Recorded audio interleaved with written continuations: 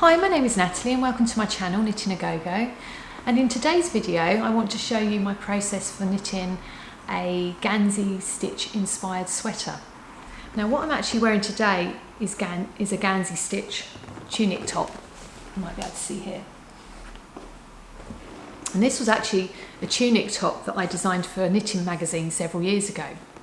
That was Gansey Stitch inspired, but it wasn't knitted in the traditional Gansey wool, and obviously it was not the traditional Gansey style of sweater.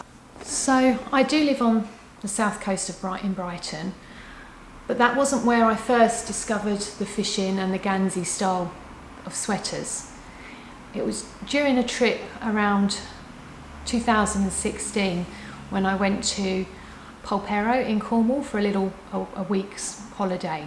I'd recently got my dog Daisy, who was a puppy at the time. So me and my husband thought it'd be a nice trip to go down to Cornwall. We've both been there as children and never been back since, and thought it'd be nice with the dog to have a cottage break down there.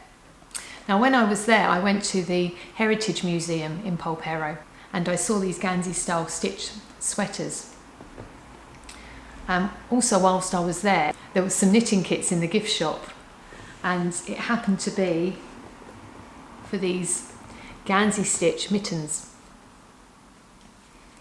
which use the traditional Guernsey wool, and they're really sort of nice and durable for winter. I've knitted several pairs, and these ones have got beads in as well.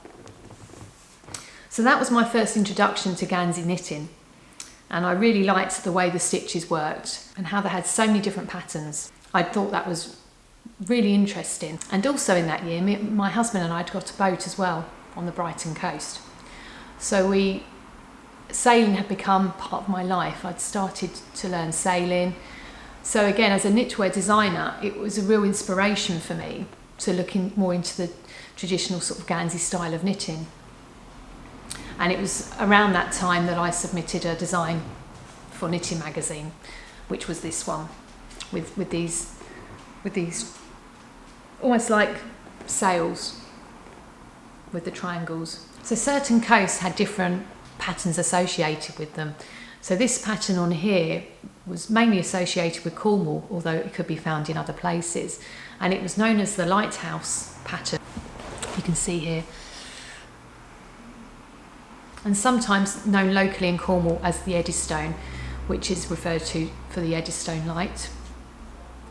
But it was known as the lighthouse pattern. So as a knitwear designer, I knew I wanted to possibly knit some more Gansey inspired tops or sweaters, and ideally I wanted to find some patterns associated with where I lived on the south coast, as I thought it would be nice to knit something that was in touch with where I come from on the south coast as well. So it sent me down a little rabbit hole of really researching Ganseys and different patterns, and I got various books over the time of researching that around 2016. Lots of different books here. And I even at the time set up a little project booklet as well.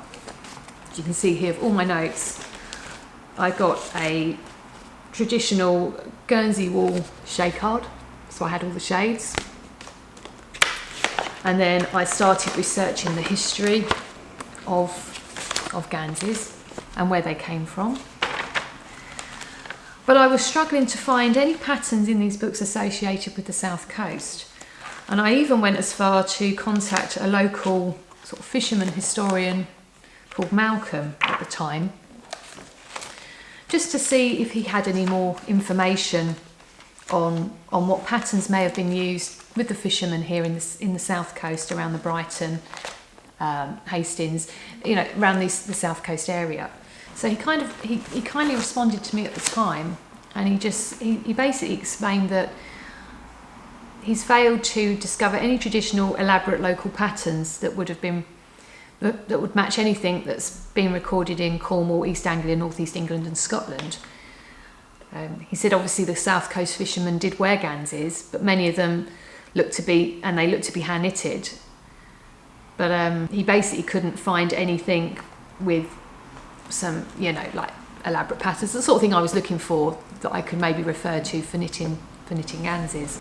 But he did kindly provide me with a couple of photographs. So these were from Beauchamp and Hastings, and they clearly show more pattern than just a plain Gansey. But this was kind of all he could sort of provide me with at the time. You can see there.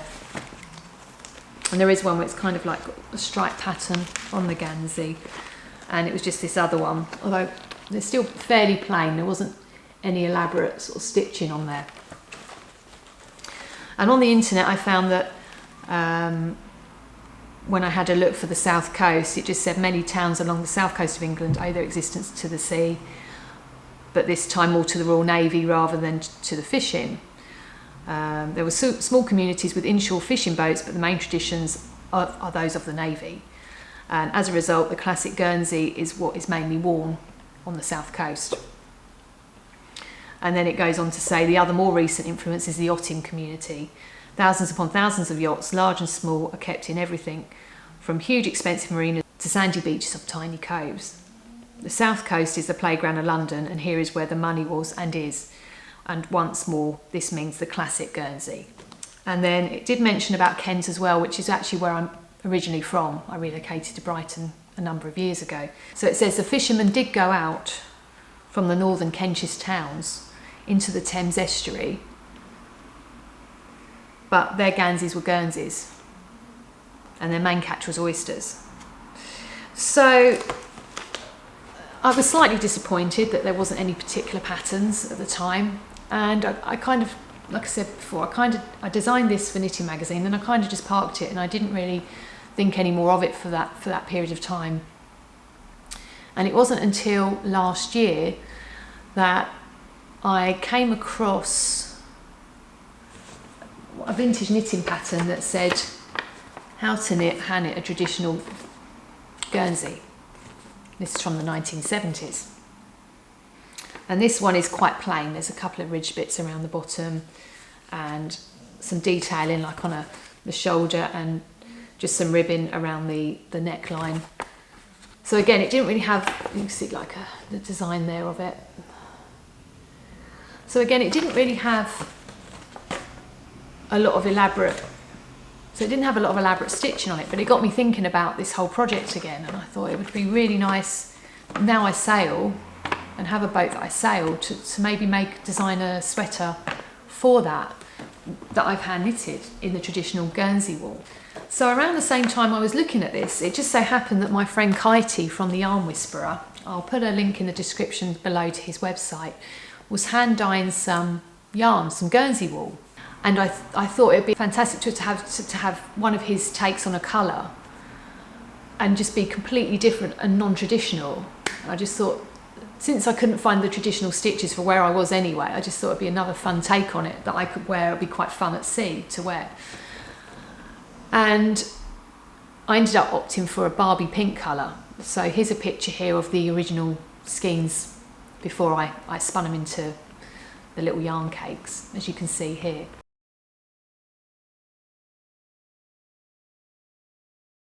So I was really excited to get that yarn, and the next thing I had to decide was the tension I was going to knit it on.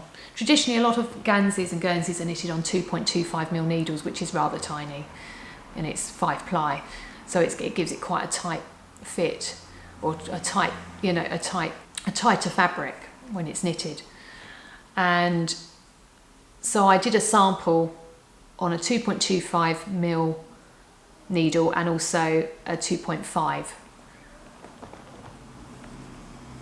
and in the end I decided I liked it best on the 2.25, so I was going to knit it smaller.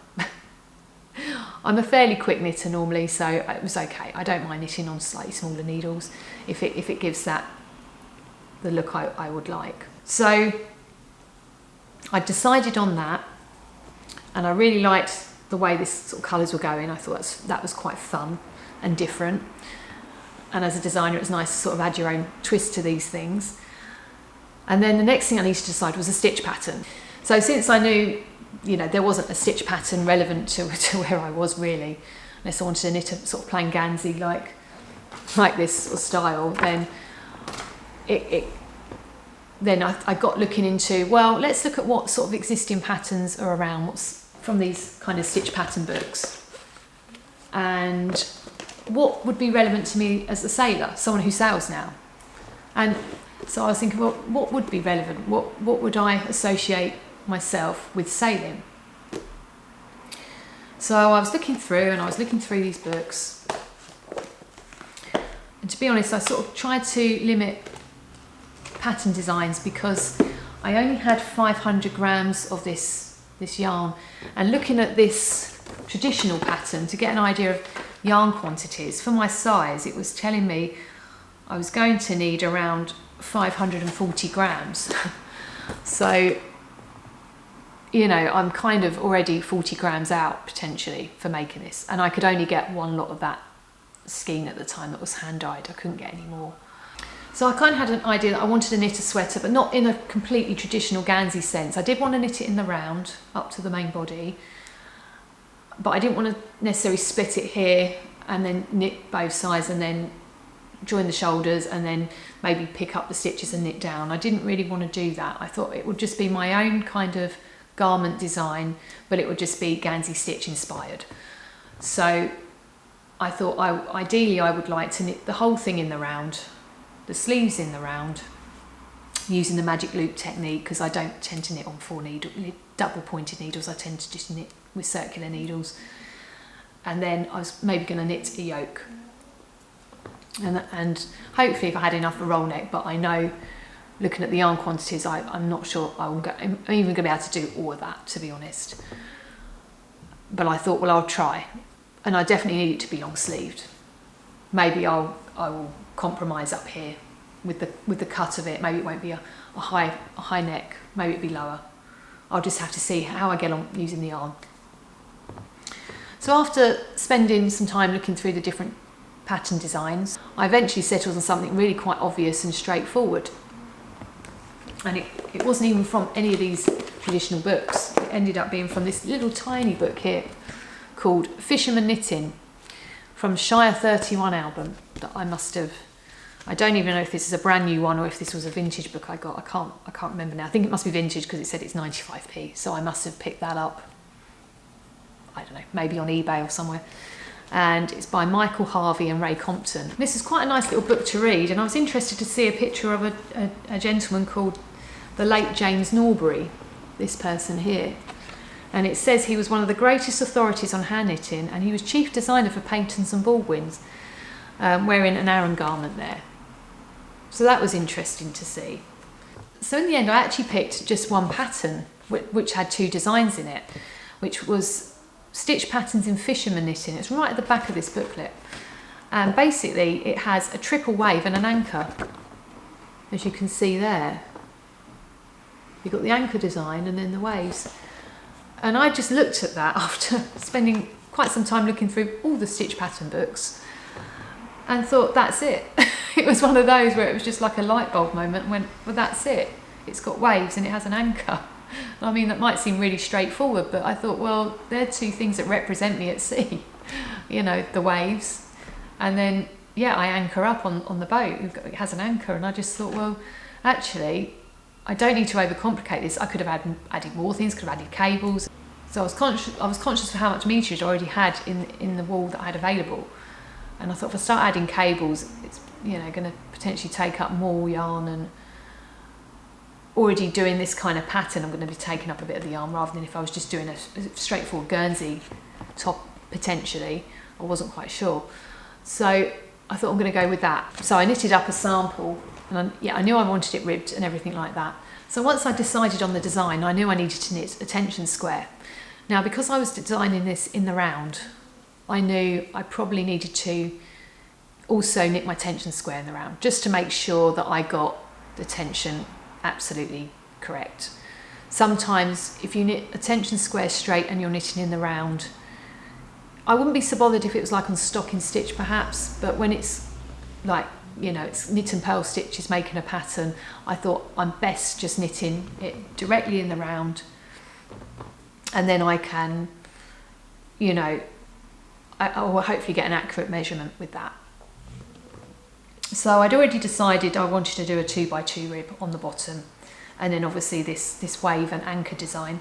So this is my tension swatch here with the rib and the anchor and wave design. So I already knew from the variegated yarn and my experience of using these kind of yarns that the stripes are thicker on this, but I knew once I start knitting it, because it's over a wider area, that will reduce, so then them lines won't be quite as prominent. They will be more stretched out. It might look like a 1x1 colour stripe or 2x2 colour stripe, so it'll be more subtle than that sort of block at the moment. So that's where I am with this at the moment, and I'm keen to get started. I've worked out, I tend to work out as I go, but I have a rough idea for the stitches for the end to make sure I'm not going to have an issue as I knit it up and I've worked out some stitches wrong for the end or something. So, and also at this stage I just don't know with the yoke if I'm going to have to adjust that anyway. I don't think I'm probably going to get the roll neck out of it that I would ideally like, and I don't know if I'm going to get a high neck. So, and I'm just not sure at this stage. So I'm going to crack on now, and I'll be shortly given an update once I've started knitting this sweater. So I cast on the stitches in the round for the body part of the Gansey and started knitting my Gansey sweater whilst on my boat.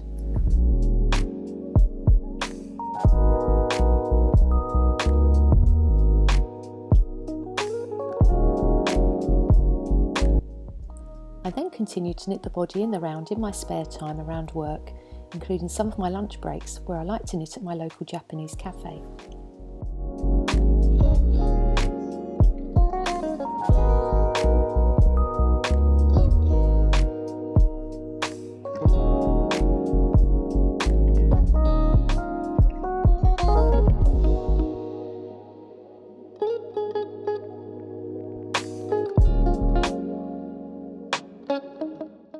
So I've knitted the body part of this jumper now, of this Gansey Stitch sweater, and I put it on 2 circular needles here just so I can try it on now. So this is the first time I'm trying it on, and what's great about circular knitting is when you're designing a garment, it's so good because you can actually try it on. You know, when you knit things separately, you kind of have to seam up the sides or pin them to see if it's all fitting okay. But overall, I am really happy with how this is looking and the fit, because I wanted it fairly fitted. I didn't want it really loose, because when I'm out sailing, I need things quite close and fitted that are going to keep me warm. And there's still room, as you can see, I've got a t-shirt on here, still room to sort of put my thermals on, which would be slim, which would be thin fitting like this t-shirt. So I can still get them underneath.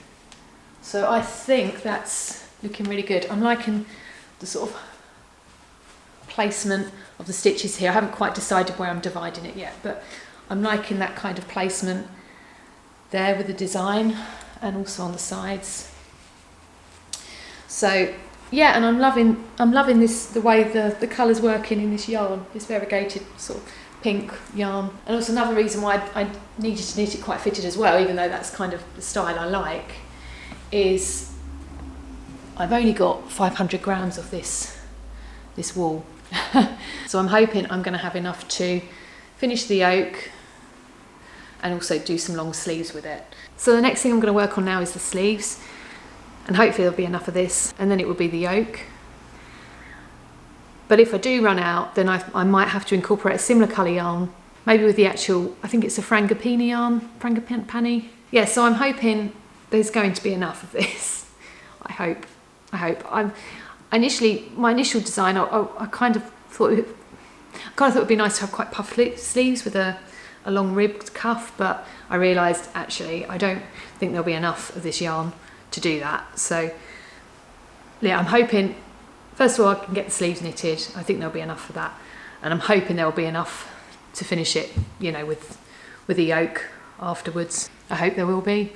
If not, my plan B is to maybe buy some, because I don't think I can get any more of this at the moment unless Kitey is able to dye some more for me, potentially.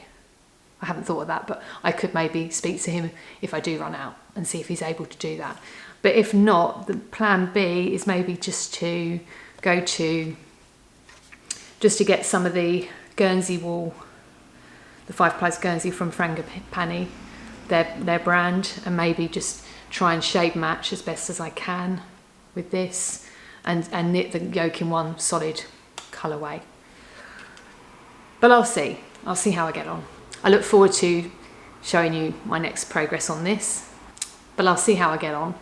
But overall I'm pleased with how the sweaters fit in, so that's really good, and the stitch placement, so I'm really pleased with that. So I'm just going to give you a further update on my knitted Gansey top, where I'd left it that I'd knitted the main body part.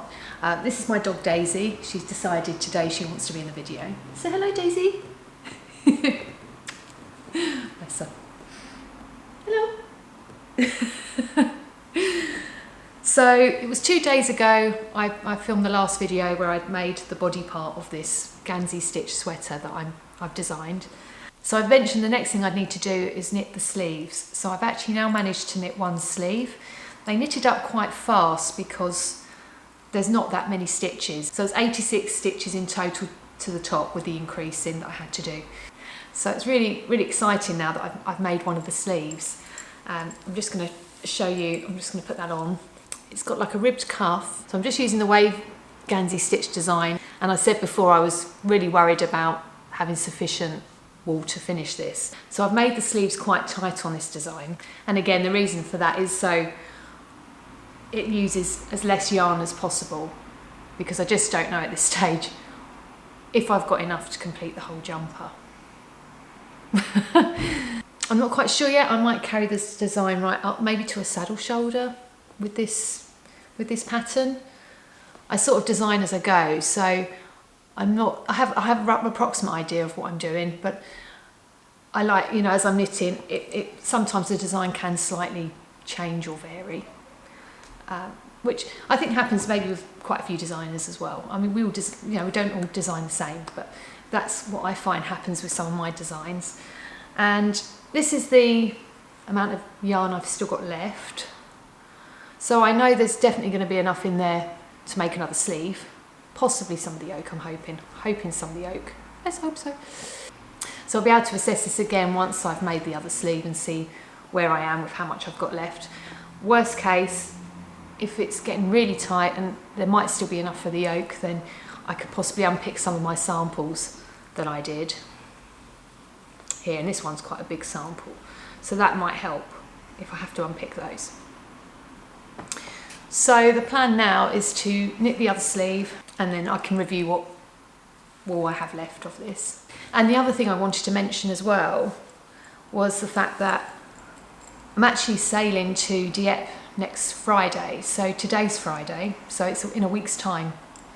So I'll be on my boat next Thursday just prepping it and getting it ready for the sail. So I'm hoping, ideally, I might get this finished, hopefully, by the time I sail, so I can actually wear this sweater in Dieppe, because it'll still be quite cold. It's April, so there'll still be a chill in the air.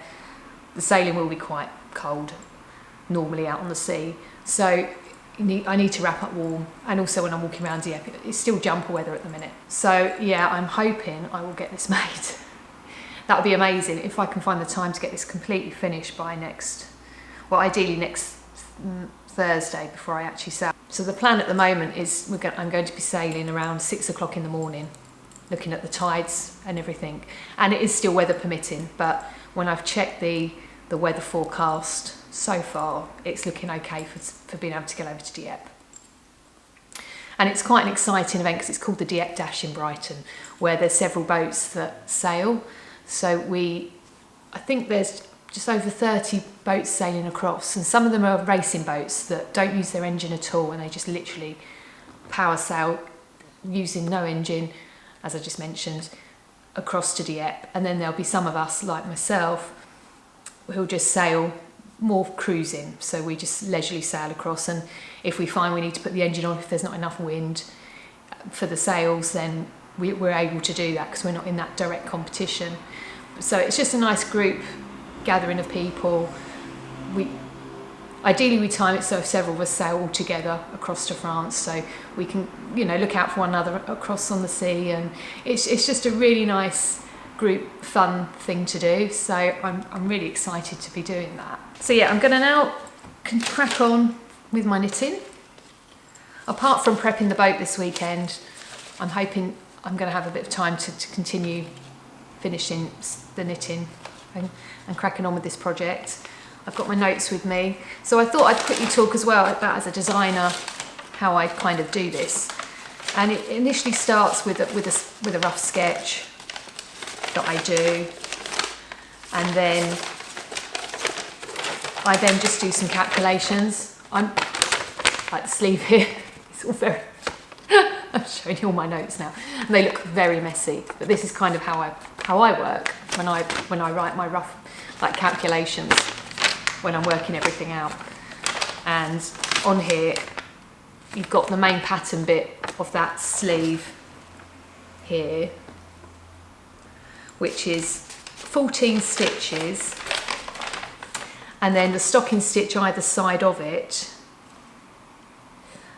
starts off with 18 stitches, and prior to that there's 40 stitches. I've knitted it circular, as you can see when I put it on in the round, and then I work up to the other stitches, and then I do some increasing from the rib to where I then need to go into the stocking stitch and the main Gansey panel, the wave stitch panel that I do on there. And then I work out the length and rows. So on this one particular one, I worked out that I needed to increase one stitch at each end of at the beginning and end of the round every 8th row 15 times, because you always do the smaller increases first when you're increasing up from the bottom up. And then I needed to slightly lengthen those increases by every 10 rows for a further 30 rows, so 3 more times every 10th row. And then that gave me a total of 86 stitches on the needle that I needed. And then what you'll see here as well, I then, after I've done my increasing, I then do 3 centimetres where I don't increase at all. It's just straight knitting all the way around with the pattern. And I just put a little stitch marker there, just so I can then measure from where I've not done the shaping, just to check that that works in line with my pattern and what I originally calculated, which luckily on this occasion it does, which is really good. So I think like some designers use, like, I think they use, some people, I know when some people design sweaters, they use actual, I think, apps, like sweater apps or calculator, garment calculator apps or something. I've never personally used one of those. I also have known of designers of also using spreadsheets for their calculations. I think they have preset formulas in them. Again, I've never used that. Mine is purely really manual, like this, all handwritten with everything. I'm pretty old school with how I do my workings out. And I think that possibly stems from the fact that I did a City and Guilds hand knitwear design qualification for a couple of years back in 2009. And this was how I was taught to work out my calculations when designing garments. So I've always kind of worked that way. And it just works for me, and I always think, well, you do you, whatever works for you. And so far with how I've worked it out on paper, I'm getting the successful knit that I wanted to get with this garment. And something as a designer I also do is, I mean, I'm not sure with the limited yarn and everything, I don't think I'm going to be writing an actual knitting pattern for this one. I don't think. If you would be interested in a pattern in this, then please feel free to comment below and I'll possibly review that. But I would need to knit it in, obviously I'd need to grade the pattern up, and with this yarn you'd possibly need, for other sizes they definitely need more than one 500 gram skein to make that. So I'm not really sure I'm going to do that, but either way, what I quite like to do is when I've worked out my calculations, you know, but I've roughed it. And they're quite crinkled because these come everywhere with me. Like when I'm travelling around, I'm knitting and I've got my paperwork, I just kind of fold it up and put it in my knitting project bag. And at the minute I'm using this, sorry, Daisy's decided to use it as a pillow. You like that one? You like that one? This knitting project bag here that I recently bought from Loop Knitting in London. And if you look through my videos, I've actually got another video where I showed my little shop through to a couple of the yarn shops in London, including Loop. And I also did a little summary of all the goodies I bought when I was up there. So this little travel bag was one, and what I love, it's recycled from old truck seats that are mainly used in India. And it's really soft, and I just love the pattern, and it's so well made. It's got this lovely, like, really nice sturdy handle, and it's just a really nice size. So it actually fits my little book in there that's got my Gansey pattern in it that I'm using. And then my circular needles and my knitting fit in there. And then I can just fold up my project notes and pop them in there as well. So the other thing I like to do as well, once I've sort of wrote out the calculations, is I just like to write it like a knitting pattern for myself. So initially with the body, I wrote it just on, I just wrote it on Word and printed it. And then I sort of write it as I get to the next stage. I don't tend to, in case I need to make a few adjustments, which on this one, I didn't really have to make any adjustments at all. So then I got to the sleeve, but I wasn't around a printer at that point to physically write it on the computer. So I've just handwritten my sleeve instructions as I would if I was writing a knitting pattern. And I just find that really helps me when I'm knitting and designing. It's really nice to actually read an actual pattern written out rather than just keep going back to my, you know, scrawl of, which wouldn't necessarily make a lot of sense to many people. You know, rather than keep reading that, I've got it nicely written out best I can, you know, in a draft version of a pattern. I can just go, oh, okay, so I need to now do that. And I think for me, it's really worth taking the time just to do that as I'm knitting. And it just feels then like I'm reading an actual knitting pattern. So that's really, really good. So yes, I just thought I would check in and just show you roughly where I am at the moment. I'm gonna, like I said before, I'm gonna knit the next sleeve now. And then the plan is to join it all for the body and do like a yoke. I want to continue traditional sort of a lot of Gansey knitting. I want to try and knit the whole thing in the round. So I'm possibly gonna do like a raglan shaping up here, I'm thinking. And so I'm going to look at maybe having some decreases here, but ideally, like I said, I'm going to try and work away with the shaping where I can maybe continue this whole pattern like up the shoulder, like a saddle sort of shoulder. So I'm going to need to have a little think about how I might do that. I might not do that. I'm not entirely sure yet, but it's going to be fun working that out next, once I get to that part. Like I said, I like to work it out sort of in stages. I mean, you need to have some sort of a plan because you need to be able to foresee any potential design challenges as you get up there. So I've got a rough idea, and some rough calculations. So yeah, but I haven't physically written it out as a pattern part yet. I'm still just waiting to check this all kind of worked first. So yeah, that's my next step. So I'll be checking in once I've done the next sleeve and I've started working the yoke, I think. So I'm just really hoping I'm going to be able to make it all in a week. It would be amazing if I could wear it to Dieppe, as if we definitely go to Dieppe. Like I said, weather permitting, fingers crossed, we'll go. Like me and my husband will sail. It would be so amazing if I could literally wear this next weekend. So I'm gonna crack on with this now and see how I get on. So it's now Thursday, so it's almost a week later. I think I last recorded on, was it Friday? I think it was. I don't think it was Thursday. Anyway, it's the following Thursday of when I previously recorded my progress update. And I've managed to knit the sleeves, and I've just been getting ready today to for this sailing trip that's meant to be happening tomorrow. But at the moment, I'm now not sure if we're definitely going, if we are going. The weather report, I've just been looking this morning, it's been very changeable the past few days, but it's looking, we originally planned to sail at 6 o'clock tomorrow morning, and I've been having a look at it closely today, and I'm also in a group where I can talk with some other fellow sailors who we're all planning as a group to go together tomorrow, and we're all kind of agreeing that it's not looking possible at the moment to maybe sail at 6 o'clock in the morning. The weather isn't right, the right sailing conditions. So there's a talk of possibly us going at 10 in the morning, or maybe on the Saturday we sail instead and maybe come back on the Monday.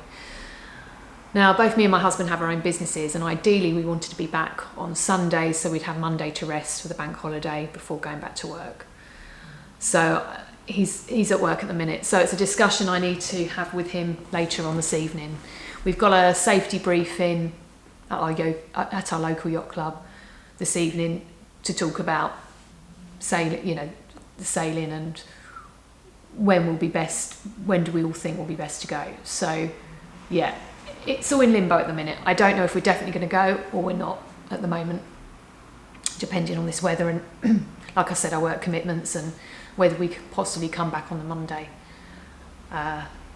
Need to have a think. But that's the joy of sailing, especially in England. You just never know. You never know what that weather's going to do. You hope it's going to work in your favour. You try and plan these things, but it doesn't always. So we'll just have to see.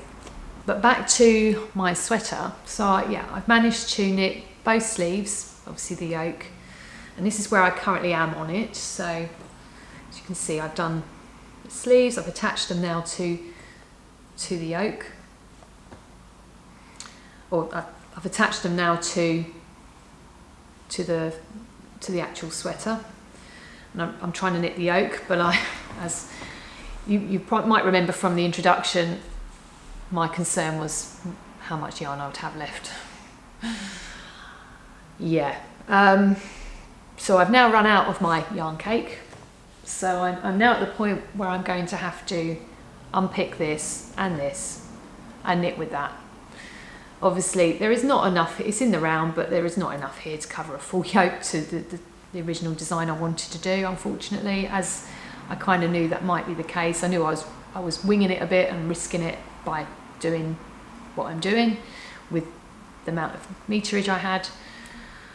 I've since been having another look at the shade card, thinking how can I get this to work. I mean, realistically, I don't think I want to get another batch hand dyed. Just not feeling getting that done right now, I don't think. So I've been having a sort of look at the shade card and what I could get. I initially thought maybe I could use the cream and the pink and variegate them, alternate them to sort of get this sort of look. But the problem is the cream is kind of too white and the pink really isn't kind of the right shade at all. So I think if I tried to blend them together, they would look a bit strange. It would look a bit odd. I don't think that would work from looking at them. And I've looked at it in the daylight and I've had a real assessment of it. And I just don't think, I think that would look odd. It looked like I've tried to match and it doesn't look right. So I don't think I'm very happy with doing that. Also, I think this yarn, I think you can only buy it in like minimum 200 gram quantities or something. So I think they're like 20 odd pounds for that. So if I bought two of that one, it'd be like another 40 pounds, it all adds up. I'm just, I mean, if that pink had really matched, then I might have done that, but they really aren't matching at all. So the other option is I either just get a completely different colour and I just knit the top bit completely different, but I'm maybe in like the red or something. And that would be really contrasty. Oh, sorry. Stitches are coming off my needle now. That would be quite contrasty. Or the other option is I could use the crushed raspberry shade, which might be quite nice. not the claret, I don't think that one. That's another one I could potentially kind of use. And then I was like, well, then just do another pattern around the top so it looks intentional. I'm just not feeling these shades really. And I'm not, first of all, I don't know if my friend Katie could dye me anymore, whether it'd even be exactly the same, because it's all hand dyed, so it varies, which is great because it makes it unique. So I don't even know if it would even really match. And again, it's another financial outlay where I would only probably need 50 grams to finish it. So then I'm left with all this excess yarn. Oh yeah, it's problem solving time, which is, as a knitwear designer, you can get used to doing things like that, it's fine. I don't mind it, I don't get too frustrated by it. It's like, right, okay, how can I fix this? So at the minute I'm feeling inclined to just continue on the yoke, knit with what I've got left with this, and kind of see where it finishes. And I might just have a lower yoke and a wider neckline, I'm thinking. Because I'm not knitting traditional Gansey sweater with the high, I'm not knitting it traditionally. So if it's still like quite fashionable, I can wear it, then that's fine. It's just for me, for the boat, so for sailing. And if it is a lower neck, I can maybe wear a roll neck under it anyway, just a thin roll neck, and still have this warm sort of sweater over the top. So there's ways around it, I believe. So I think what I'm going to do is, so I might just end it with like maybe a garter stitch neckline, because if it's wide anyway, I don't need the stretch, I can just put it over my head, and I've got quite a small head anyway. So I think it'll be fine for me.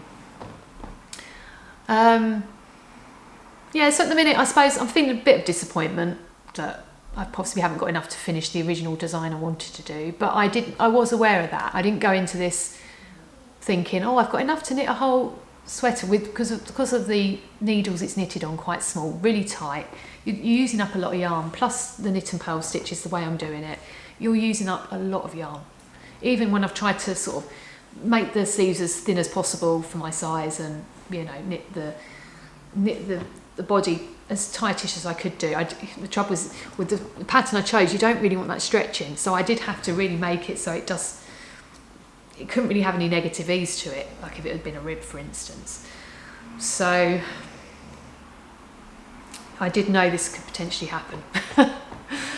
Yeah. So I'm going to crack on with this.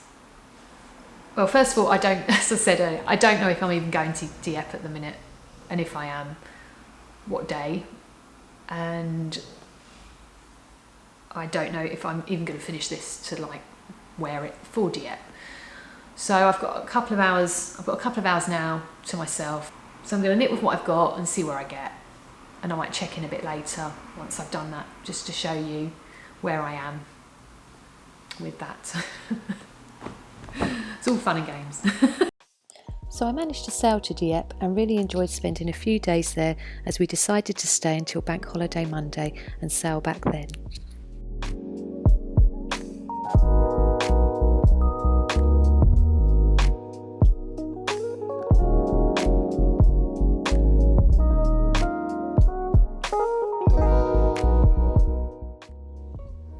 Whilst sailing back, a little birdie visited us and had a little rest on our boat before they flew away for their own fun adventure.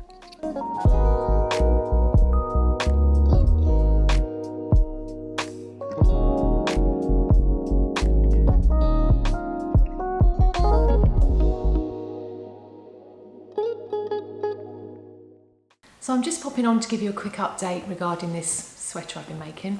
So it's now just been over a week since I last chatted on here in real life time, and a few minutes on the video, and yeah, I did manage to sail to Dieppe, but I didn't manage to get this finished. It was too tight a deadline, so I had to just go, oh well. So yeah, I couldn't take this with me in the end, unfortunately. Worn, and I was hoping to take pictures of it, and it just didn't happen. And I didn't really get much knitting done at all. Hardly anything. It was a 10-hour sail to Dieppe, and then kind of a couple of days exploring Dieppe, having a wander around the lovely food markets and everything, and then it was literally a 10-hour sail back. Going out, it was quite choppy, as I wasn't sure, as I said, what the weather, and it was like 2 metre one, and it was like 2 metre waves, so it was very choppy, but you know, my husband and I got through it, it was fine. So I've been working on the yoke this week, this top. I unravelled the swatches I'd done. Now the only issue with me doing that, I discovered, because the yarn must have been at the beginning or end, it's had quite a free flow of these, you know, this pattern through it, with almost like looking like a 2-stripe effect, or you know, 2-colour stripe effect as it's been knitted, which I quite liked. But when I've then unpicked the samples, I found I've got some random splodges in it now. Can you see, like here? Which I didn't really anticipate or think about, to be honest. I think I was just so set on getting it knitted and trying to have sufficient yarn. I was like, oh, okay. But it is being knitted just for me. It's not a pattern I'm going to be releasing or anything like that. It's literally just a knit for myself. So, and it's mainly going to be worn when I'm sailing or just want to keep warm on the boat. So I'm not even sure it's going to be something I'm going to be massively wearing out. Maybe when I'm, you know, out and about at the marina. So I'm just going to leave it. I'm not going to unpick and try and match the colours. It's like I say, it's just for me, it's fine. Now the issue, as I dreaded, has come up now. I've got this much yarn left, and I'm about halfway through the yoke of where I need to be for it to be fully finished, and there's just not enough here. Yeah. So I've had a look at these shade cards again, with the Guernsey wool. I'm not going to ask my friend to see if he can dye another batch for me. They're all uniquely hand dyed anyway. And I don't, you know, I would only literally use a fraction of it. So I'm just like, I'm not doing that. I'm not going to do that. And then I was looking at this shade card again. I just can't get a similar match. It would look really odd. I was like, well, maybe I could just rib the rest of the, rewrite the pattern, just rib maybe the yoke area where I haven't got sufficient yarn, and maybe use the cream or something. But I just think it's going to look really out of place. I don't think it's going to look right. I think it needs to all be the same yarn. And then I looked at like trying it on just as is. Is this going to be wide enough as a yoke, just to kind of try and pull it around here a bit? But it's just, there's not enough in it. Like, it needs to be longer on the arms. It would just kind of sit like here somewhere. That's no good. That's not really the style I'm aiming for with this jumper. It's not a summer top, you know. It needs to have some kind of round neck on it. So, you know, I had some time to think about it because I've been away, and I'm reassessing it now. And I think the only way I can get it completed, in a way that I'm going to be happy, is I've now decided, it's going to be a bit of a job. I've now decided I'm going to unpick the bottom of it, because stupidly I designed it quite long, so it's like past my hips, because I wanted it quite long in the jumper, which I'm looking back, I don't know why I did that when I knew I potentially was going to run out of yarn. So I don't know why I did that. I would have thought the best thing would be to do it shorter in the first place, so I'd have enough for the yoke. But I did that, and I've put ribbon on the bottom. And I'm also now thinking, why did I not knit it from the top down? Why did I not design it where I could have got all the yoke shaping and then stopped at a point when it ran out on the bottom? And it still would have had some length, but maybe not as long as I originally wanted it to, but I wouldn't have this problem now. So I don't know why I didn't do that either. But hindsight's a great thing. It's all part of the learning process in things. So what I'm going to have to do now is unpick the bottom. I've worked out that I need to unpick the ribbon, the ribs part, and I need to unpick probably one of the motifs, the ankle ones, just one of those. So I'm going to unravel that, and I think that will be sufficient then for the yoke. I'm going to put the bottom part on a spare set of needles once I've done that, because initially getting this cast on edge, which was a cable cast on, it's going to be a bit knotty unpicking that, but I can do it. I can unpick it. I've luckily not weaved in any of the ends, so I know where it started, and I'm just going to have to do that and then unravel it. And then I'm going to leave the bottom part on some needles. I'm hopefully then going to have enough to finish the yoke, and then I'll see how far I get on with the yoke. And then once I've finished the yoke, which I believe by doing that I will then have sufficient for the yoke to finish that, because I'm decreasing the stitches every 3 rows. I'm doing like a raglan shaping on the sides. Again, I've been a bit kind of messy with that. I've not really done it massively neatly on this shaping. I've just gone with it, and I think because I'm not doing it as a pattern and I'm not releasing it as a proper design for people, I've just kind of just gone, it's for me to wear on the boat, and I've been quite relaxed about it and not so mindful of, oh, I must do these extra like shaping in such a uniform kind of stocking stitch in every so many, you know, stitches before. So that's probably what I would have done if I was designing it actually to be a pattern. I might have had some more stocking stitch kind of decreasing rather than straight from the pattern, because that would have been neater and nicer. But for whatever reason, I've not done that on mine. I think I don't maybe put as much attention into that detail when I just want to get this kind of made. And I think it was also because I didn't know if I'd have enough yarn as well. So yeah, I'll be honest, it's getting to the point now where I'm like, I just want to finish it. It's taken me way longer than I really wanted it to. Yeah, so it's knitting on 2.25 needles, and it is just taking longer. I knew it was going to take some time knitting it anyway on those needles. I just could have done without the yarn issue, but that is kind of my own error in some ways, because like I said, 2 things. I should, as I explained earlier, I probably should knit it from the top down, because the important thing is getting the yoke and the armhole shaping really, and then just have a more cropped jumper.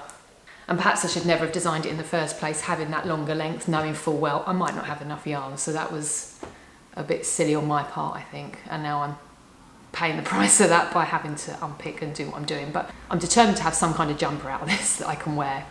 You know, that is the aim. That's what I want to do. So I will persevere and I will get that done. So I think when I remove that length, like I said, hopefully I'll have enough for the yoke. I'll update you once I've done that. I'm hoping I won't have to unpick it anymore. I really don't want a cropped jumper. I don't think that's going to look great with this. It kind of needs to have some length. But I think it'll be one of those where it will just sit a bit higher. And it's not, you know, I tend to wear, like with the sailing trousers, they're quite high-waisted anyway, so it won't, I don't think it'll be like an issue really. It was just my personal preference. I like longer tops on me, but it's what it is at the minute. The minute I have to make compromises. The bit I'm not looking forward to right now is this unpicking, because that's going to take some time to do and will probably be longer than the actual knitting of it. So anyway, I'm going to get on with that now and then update you once I've hopefully finished the yoke.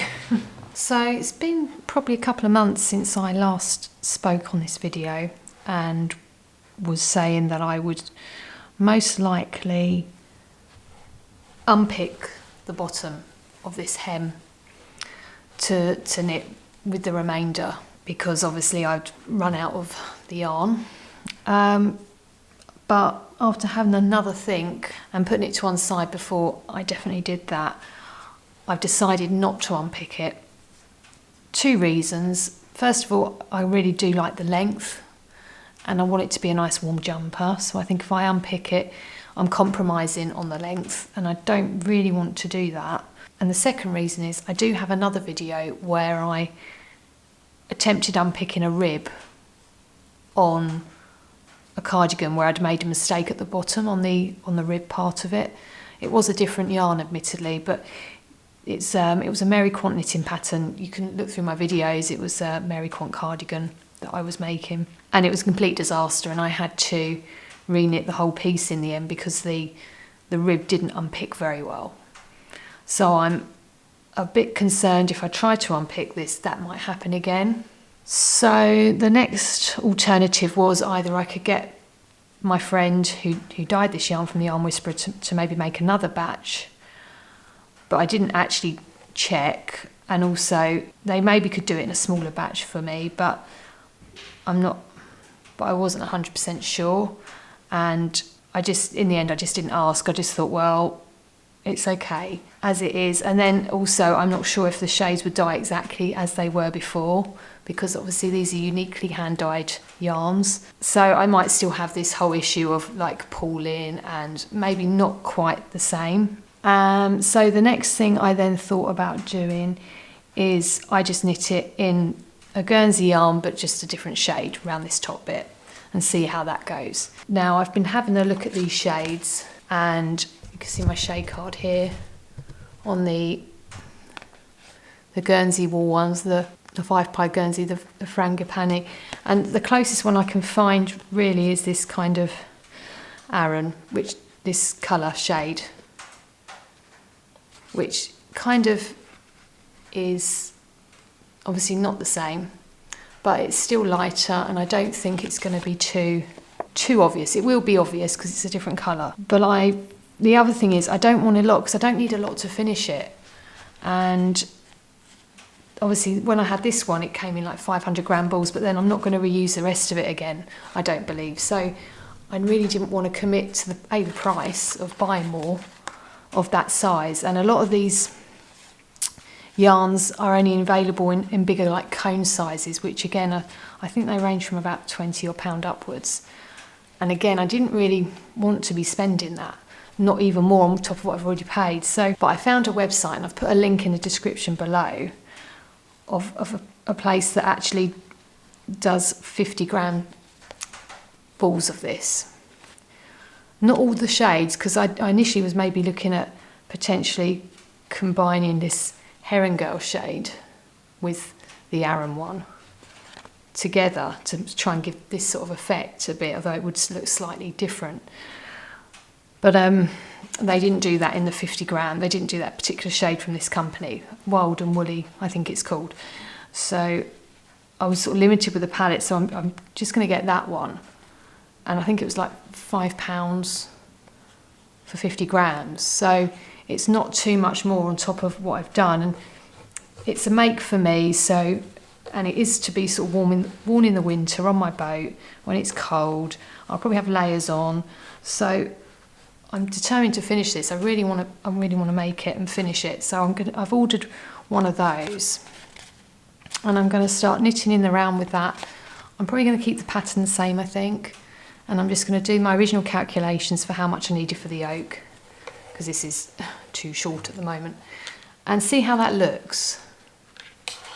And then I'm thinking there might be something else I might do just to bring it all into the actual design, but it's going to be a bit more organic rather than pre-planned, because of this little hiccup, which is completely my doing, because I just didn't plan well enough with the quantities and played at yarn chicken a little bit with this one. So it's going to be interesting to see how that kind of turns out, really. And I look forward to updating you once I've got this yarn and start knitting with it. So I'm at home today, and I can work a bit more now on my Gansey sweater.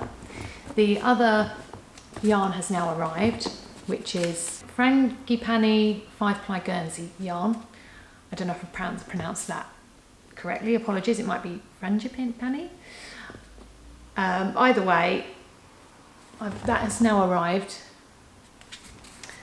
and it's the Aran shade that I was talking about. See there. And it feels like it's, I got this particular one from Wild and Woolly, and I'll put a link below as well, just to their website, in case you just need some smaller yarn quantities of that. So I've just got 50 grams, and I'm hoping that is going to be enough to go round and finish to maybe like a high rib neck or something like that. So it's obviously the same feel, same yarn, or same ply. So they feel the same. because they're both 5-ply Guernsey, which is good, so that's positive.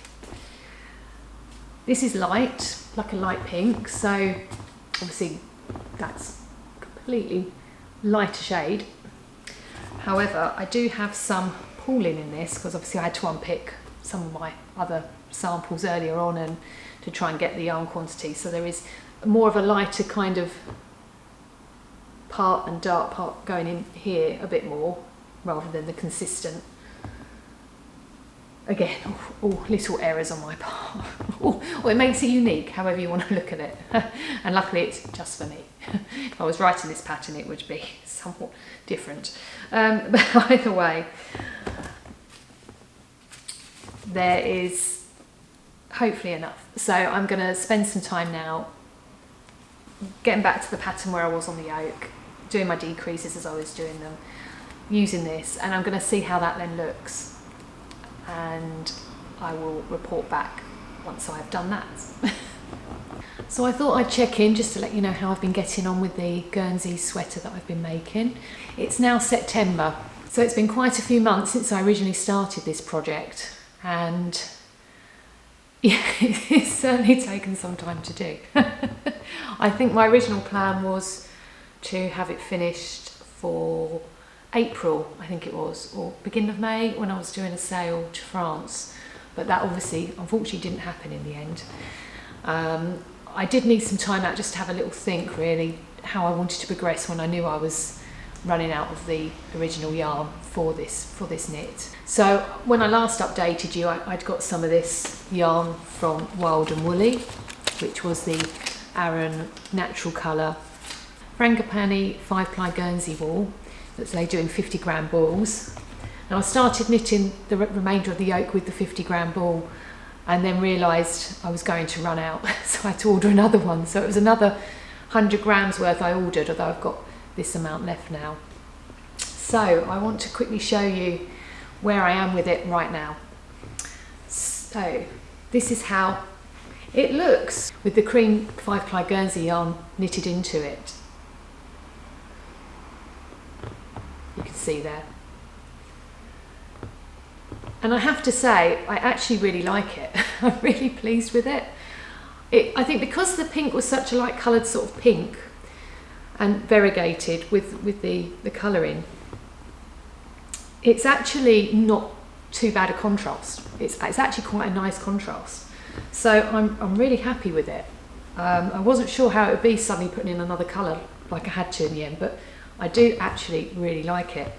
Now, I could have potentially knitted like a higher neck with it, but what I decided to do, I've just done a really small sort of rib, if you can see there, with no shaping on the actual front of the neck or anything on the yoke. I've kept it quite straight, like a boat neck sort of shaping. And the reason being is because normally my plan obviously is to wear it on my boat when I'm sailing. I tend to wear layers, so I sometimes wear like a higher neck sort of zip up thing underneath. So I wanted a wider neck on this so it wasn't so tight and restrictive round my neck, to allow for other layers potentially to be worn underneath it, like thinner layers, but like thermal layers, especially in like the winter months when I'm sailing. So I'm quite happy with that design. So all I've got left to do now is weave in the loose ends, and I had the foresight to keep a little bit by of the original yarn so I can stitch under and finish the underarms as well in the matching yarn, which is good. I'm pleased I did that. And it's then going to be ready to wear. So I'm planning on doing a sail down to Swanwick next weekend, as there's a boat show down in Southampton. So there's a group of us planning to sail down on our boats, and I'm hoping, well, this will, weather permitting, I'm hoping we're going to actually get to sail, and then I will be able to wear this and hopefully get some video footage of me in it wearing it on the boat. So I'm going to go and finish this now.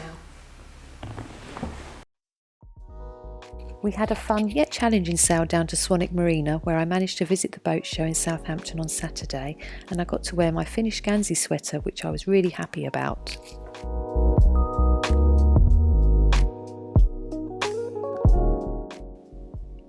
The boat show was very busy, so I unfortunately didn't get an opportunity to do an actual video of me in the sweater until I got back home.